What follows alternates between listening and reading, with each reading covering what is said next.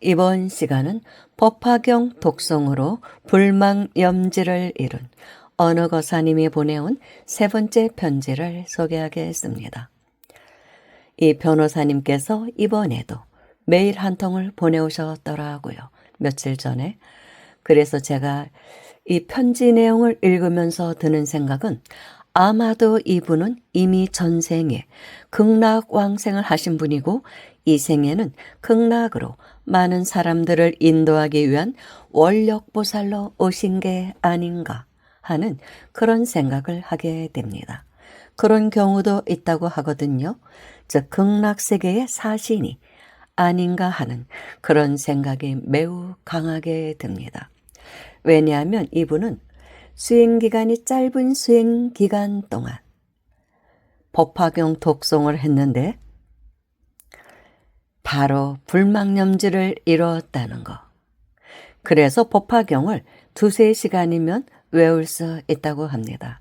그 밖에 다른 경전도 2시간 정도만 읽으면 다 암기할 수 있다고 합니다. 대단한 능력을 얻은 것이죠. 참 부럽더라고요. 그리고 오늘 소개하는 내용의 글을 읽다 보면 이분처럼 왜 우리가 나무아미탑을 염불을 해야만 하는가를 이분처럼 자세하게 신신나게 설명하시는 분이 없습니다. 제가 이제까지 수많은 선지식의 글들을 읽어보았지만 본문을 들어보았지만 왜 나무아미탑을 염불인가에 대해서 이분처럼 정확하게 정말로 신심나게 설명하시는 분은 본 적이 없습니다. 솔직히 그렇습니다. 그래서 이분은 나무아미탑을 육자 명호를 전하기 위해서 극락에서 오신 분이 아닌가 그런 생각이 들 수밖에 없는 것이죠. 여러분들도 지금부터 제가 읽어주는 내용을 들으시면 그런 생각이 드실 것입니다. 그럼 본문으로 들어가겠습니다. 염불이 겸불이고 겸불이 성불이다. 구정 연휴가 시작되기 직전 장인어른께서 돌아가셨다는 연락을 받고 지방으로 급하게 내려가게 되었고 장인어른의 빈소에서부터 발인을 마칠 때까지 끊임없이 나무아미탑을 육자 명호가 떠나지 않았는데 조문객을 맞이할 때에는 속으로 하다가 조문객이 없으면 작은 소리로 끊임없이 나무아미타불을 불렀고 잠에 든 몇 시간을 제외하면 3일 동안 끊임없이 나무아미타불을 부르고 있었습니다. 발인 후 화장장에 도착하여 화장이 진행되는 도중에도 나무아미타불을 부르고 있었는데 갑자기 화장장 전체가 아미타 부처님의 무량한 광명으로 덮이는 놀라운 광경을 목격하면서 너무나 감격에 겨워 20분 정도 울면서 나무아미타불을 불렀습니다. 관무량 수경에 아미타 부처님께서는 염불하는 중생을 모두 거두어 극락세계로 인도하시고 한 중생도 놓치지 않기 위하여 84,000 상호 하나하나에 무량한 광명을 놓아 시방세계를 비추고 계신다는 말씀이 조금도 틀림이 없는 진실한 말씀이었음을 확신하게 되면서 감격에 겨워 흘린 눈물이었습니다.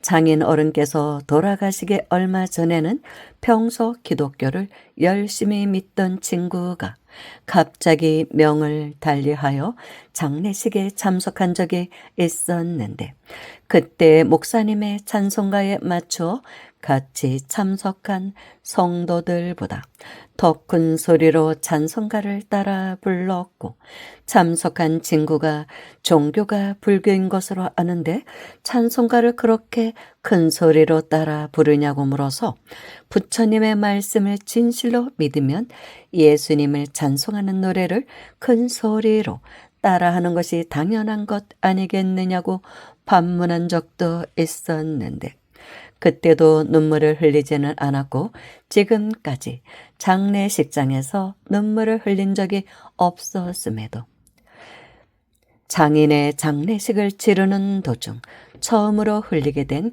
감격의 눈물이었습니다. 당연히 이런 것을 체험하면 눈물이 나오겠죠. 아마도 장인 어른께서는 극락에 왕생하셨을 것 같습니다. 금강경에서 부처님께서는 진실한 말씀만을 하실 뿐이고 다른 사람을 속이거나 다른 말씀을 하시지 않는다고 말씀하셨는데, 그런 부처님의 말씀이 진실한 말씀이었음을 가슴 깊이 실감하게 되는 감격적인 자리가 되었기 때문에 저절로 눈물이 나왔던 것이겠지요. 묘범 연화경을 외우면서 산책하는 도중 갑자기 무량한 광명을 접하고는 사람이나 나무나 모든 것들이 아무런 장애 없이 투명한 광명뿐이라는 사실을 체험하면서 시간과 공간이 본래 없어 내가 태어난 적이 없으니 죽을 일도 없는 것이라는 진실과 마주하게 된 적이 있었는데, 이번에는 나무아미타불을 부르던 중 마주하게 된 또 다른 체험이었습니다. 지난 시간에 두 번째 편지에서 나왔던 내용이죠. 묘범 연화경을 외우는데 무량한 광명을 접하고 사람이나 나무나 모든 것들이 아무런 장애 없이 투명한 광명뿐이라는 거, 그래서 장애 없이 통과했다는 얘기를 했었습니다.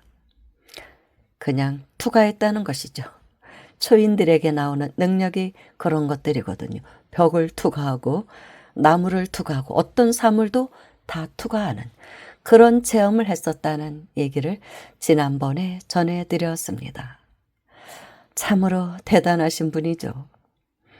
당시 나무아미타불 육자 명호가 바로 소리로 그 모습을 드러낸 아미타 부처님의 무량광명이고, 아미타 부처님의 무량광명이 바로 소리가 숨겨진 나무아미타불 육자 명호라는 사실을 확인하면서 내가 나무아미타불 육자 명호를 부르고 있었던 것이 아니라 사실은 아미타 부처님께서 지금까지 나를 부르고 계셨음을 절감하게 되었습니다. 매우 중요한 대목이죠. 실제로는 아미타 부처님이 우리를 부르고 계시다는 사실을 우리는 어리석어 모르고 있다는 것이겠죠. 무량수경의 오악칠을 횡으로, 여기서 오악칠은 아수라계를 제외한 육도로서 지옥계, 아귀계, 축생계, 인간계, 천계를 의미한다고 합니다. 그 오악칠을 횡으로, 가로로 끊어 극락세계로 왕생하게 되는 무극의 대두에 오르게 되나 가기가 너무 쉬운 까닭에 가는 사람이 없으며, 극락세계는 자신의 힘으로 거꾸로 거슬러 종으로 탈출하여, 즉 세로로 탈출하여 도달하는 세계가 아니라 저절로 횡으로 아미타 부처님의 본원력에 이끌려가는 세계라는 말씀입니다. 그러니까 수행이란 것은 일반적으로 말하길 1차크라부터 열려서 7차크라를 통과해 나가는 그런 종적 상승이라고 하거든요. 그런데 극락세계는 저절로 횡으로 아미타 부처님의 본원력에 이끌려가는 세계라는 말씀입니다. 육도 윤회를 벗어난 아란이라고 하더라도 육도 윤회 속에 분단 생사만 마쳤을 뿐이고, 육도 윤회 밖에 변역 생사를 마치지는 못하였기 때문에 생사를 계속해야 하는데, 하물며 지옥, 축생, 아귀의 사막도나 인간 세상은 물론 비록 천상세계라 하더라도 육도 안에서 계속해서 윤회할 수밖에 없는 세상인 이상 육도 윤회 속의 악취에 불과하고 나무아미타불 육자 명호가 그런 오악취를 횡으로 끊어 버린다는 말씀입니다. 모든 번뇌를 구족한 죄악생사본부가 견사번뇌, 즉 집착의 감옥, 그리고 진사번뇌, 분별의 감옥, 그리고 무명번뇌, 망상의 감옥을 차례대로 끊어 세로로 탈출하지 않으면 육도 윤회 속에 분단 생사나 육도 윤회 밖에 변혁 생사를 마칠 방법이 없으나 나무아미탑을 육자 명호를 만나서 끊임없이 부르게 되면 아미타 부처님의 본원의 힘으로 가로로 모든 번뇌의 감옥에서 저절로 벗어나게 된다는 놀라운 말씀입니다. 법화경에 부처님께서는 항상 어떻게 해야 중생을 위없는 지혜에 들게 하여 빨리 부처님의 몸을 이룰 수 있게 할 것인가 하는 생각밖에 없다고 하셨는데, 부처님께서 정토삼부경, 즉 무량수경, 관무량수경, 아미타경은 물론 다른 경전들에서도 가장 많이 설법하신 내용이 아미타 부처님의 극락세계였다는 사실이 단순한 우연이 아니었던 것입니다. 법화경 열의 실력품에는 이 경을 지니는 자는 이미 석가모니 부처님, 다보 부처님, 모든 분신 부처님들을 뵙게 된 것이라고 말씀하셨고, 견보타품에는 이 경을 지니는 것이 바로 부처님의 몸을 지니는 것이라고 말씀하셨고, 여기서 법화경을 지니라는 것이 법화경에서 부처님께서 부촉하신 말씀이라는 사실은 알겠는데, 도대체 구체적으로 어떻게 지녀야 죄악 생사본부도 본신부를 뵙게 됨으로써 부처님의 몸을 그대로 지니게 되는 법화경의 공덕을 온전하게 받을 수 있는가에 대한 의문이 정토삼부경에서 비로소 풀리게 된 것입니다.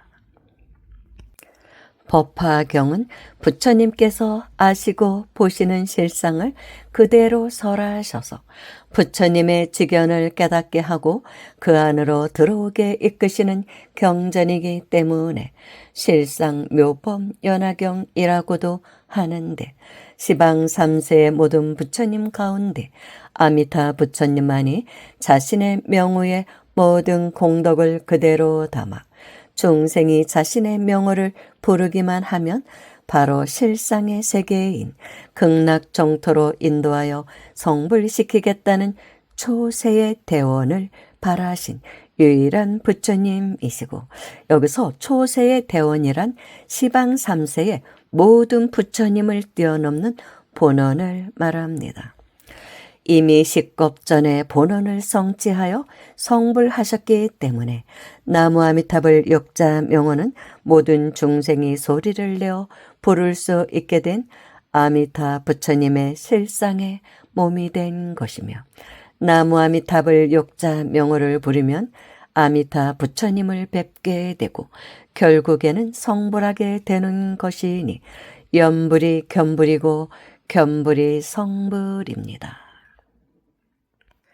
관무량수경에 부처님께서 안한존자에게 관무량수경을 잘 지니도록 부촉하시면서, 관무량수경을 잘 지닌다는 것은 바로 무량수불의 명호를 지니는 것이라고 말씀하셨으니, 무량한 수명, 무량한 광명의 명호인 나무아미탑을 육자 명호를 지니는 것이야말로 부처님의 출세의 본회이신 일대사 인연을 다하기 위하여 설하신 일불승경, 즉 법화경, 정토삼부경을 잘 지니는 것입니다. 법화경 야광보살 본사품에도 부처님께서 멸두에 드신 후 정법 1000년, 말법 1000년도 지난 말법의 시대에 여인이 이 경을 듣고 설하신 대로 수행하면 명을 마친 즉시 아미타 부처님과 대보살들이 둘러싸고 있는 안락세계로 가게 된다는 말씀입니다. 대집경에 말법 시대에는 어공명의 수행을 하더라도 한 사람도 생사의 바다를 건너기는 어려우며 오직 연불만이 생사해탈하는 길이라는 말씀을 하셨는데, 말법 시대 후 500세에 법화경을 듣고 설하신 대로 수행하는 여설 수행이 바로 나무아미탑을 육자명호를 부르는 것이라는 말씀이겠지요. 법화경의 법화경은 보살을 가르치는 법이고 부처님께서 항상 보호하시고 생각하시는 경전이라는 말씀이 나오는데, 보살의 근기가 되지 않는 죄악생사 범부가 법화경을 통째로 외우고 지닌다고 해서 제바달다품에서 8세 용녀가 본심부를 뵙고 성불하는 1대4 인연이 맺어지기는 쉽지 않은 것이 현실이기 때문에 명호 자체가 그대로 아미타 부처님의 몸이 된 나무아미탑을 육자명호를 부르는 것이야말로 법화경을 온전하게 지니는 실상에 상응하는 수행이 되는 것입니다. 제가 법화경을 3000번 이상 외운 뒤 꿈속에서 나무아미탑을 육자명호가 계속해서 들려왔던 이유도 이제야 알 것 같습니다. 법화경을 3000번 이상 외운 뒤. 참, 그러니 지금쯤은 얼마나 외우셨을까요? 하루에 한 번씩은 법화경을 외우신다고 합니다. 한 2-3시간이면 외울 수 있다고 합니다. 네, 3000번 이상 외웠을 때 꿈속에서 나무아미탑을 육자명호가 계속 들려왔다는 것이죠. 3000번. 제가 법화경 1000번을 외운 건 아니죠. 그분은 외운 건 아니고 독송한 보살을 만난 적이 있는데, 오대산에서 1000번을 독송했을 때 월정사에 대웅전에 딱 들어간 순간 천이통이 탁 터졌다, 뭐 그런 말씀을 하셨거든요. 하늘에서 들려오는 소리를 듣게 됐다는 말씀을 제게 해주셨거든요. 타심통도 열리고 뭐 천안통, 숙명통도 어느 정도는, 그러니까 확 열린 건 아니지만 어느 정도는 열리셨더라고요. 그런 보살을 만난 적이 있는데 3000번 이상 외운 분, 지금은 뭐 그보다 훨씬 더 많이 외우셨겠죠. 이것도 옛날 얘기거든요. 아마 이분도 제가 여쭤보지는 않았지만 상당한 또 경지에 가셨다고 볼 수 있습니다. 숙명통 하셨을 수도 있죠. 말씀을 안 하셔서 그렇지. 그리고 굳이 제가 이렇게 코치코치 묻지를 않습니다. 그게 예의인 것 같아서 제가 질문을 드리지는 않습니다. 부처님께서 사바세계에 나오신 이유는 오직 아미타 부처님의 본원의 바다, 본원의 바다를 설하시기 위함이었다는 것이며, 여기서 본원의 바다는 아미타 부처님의 명호를 부르는 중생은 모두 극락으로 인도하여 성불시키겠다는 아미타 부처님의 본원을 말합니다. 아미타 부처님의 본원의 바다를 설하시기 위함이었다는 것이며, 그러니까 부처님께서 사바세계에 나오신 이유가 법화경을 포함한 일체의 모든 경전이 일체의 중생을 나무아미탑을 육자명호로 인도하기 위함이었던 것입니다. 오늘 방송의 핵심이라고 볼 수 있습니다. 법화경을 포함한 일체의 모든 경전이 일체 중생을 나무아미탑을 육자명호로 인도하기 위함이었던 것입니다. 아주 확신에 차서 말씀하고 계십니다. 쇠로 만든 부처님은 용광로를 건널 수 없고, 나무로 만든 부처님은 불을 건널 수 없고, 진흙으로 만든 부처님은 물을 건널 수 없으니 진실한 부처님은 이미 자신 안에 앉아 계신다는 말씀을 하셨고, 모든 번뇌를 구족한 죄악 생사 범부가 자신 안에 앉아 계시는 진실한 부처님을 뵙기 위해서는 견사번뇌, 진사번뇌, 무명번뇌를 차례대로 끊어야만 합니다. 즉 집착의 감옥, 분별의 감옥, 망상의 감옥을 차례대로 우리가 벗어나야 한다는 것입니다. 그러나 도불 아미타라 자신의 명으로 일체 중생을 구제하여 극락으로 인도하여 성불시키겠다는 초세의 대원을 세워 성불하신 후 모든 번뇌를 구족한 일체의 중생을 그대로 극락으로 건네주시어 자신 안에 이미 앉아 계시는 진실한 부처님이 온전하게 드러나도록 하는 희유한 부처님이 계시니 그분이 바로 아미타 부처님이십니다. 자성 미타 유심 정토라 자신이 본래 구족한 자성이 바로 아미타 부처님이시고 이 마음 그대로 극락 정토인데 자성과 이 마음을 떠나서 밖으로 아미타 부처님을 찾고 서방 극락 정토를 구할 일이 있느냐고 반문할 수도 있으나 그것은 자성 미타만 알았지 미타 자성 즉 아미타 부처님이 바로 자성이라는 소식을 모르고 유심 정토만 알았지 정토 유심 즉 정토가 바로 진실한 마음이라는 소식을 모르는 소치이며 나무 아미탑을 욕자명호를 불러 아미타 부처님을 징견하고 정토로 왕생하면 미타 자성 정토 유심이기 때문에 자성 미타 유심 정토가 단순한 말에 불과한 것이 아니라 그대로 눈앞에서 실제로 구현될 수 있게 되는 것입니다.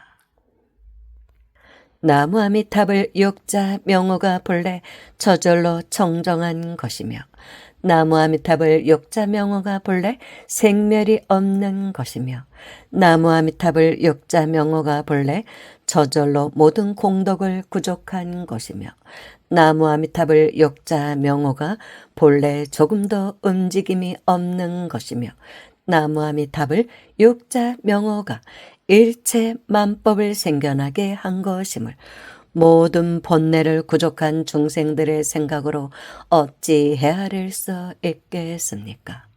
이 글을 만나게 되는 인연 있는 모든 분들이 모두 아미타 부처님의 그림자 없는 무량한 광명 속에서 평안하시길 기원합니다. 참 읽을수록 대단하다는 그런 생각이 듭니다. 그렇다면 왜 이분은 저에게 이런 귀한 편지를 보내실까요? 저를 통해서 이렇게 아미타 부처님의 법을 전하고 있는 것인지 육자명호를 전하고 있는 것인지를 사실 제가 생각을 많이 했습니다. 그러자 떠오르는 한 생각이 있기는 있습니다. 그거는 이제 언젠가 한번 또 얘기할 기회가 있을 것입니다. 어떤 뜻이 있겠죠. 당연히 어떤 인연도 있을 것이고. 그렇습니다. 우리 열심히 나무 아미탑을 연불을 해서 꼭 극락에서 만납시다. 다른 복잡한 수행 안 해도 나무 아미탑을 연불만 해갖고 극락에 왕생할 수 있다고 이렇게 철저하게 전하고 계시니까 우리 모두 받아들여서 연불을 합시다. 감사합니다.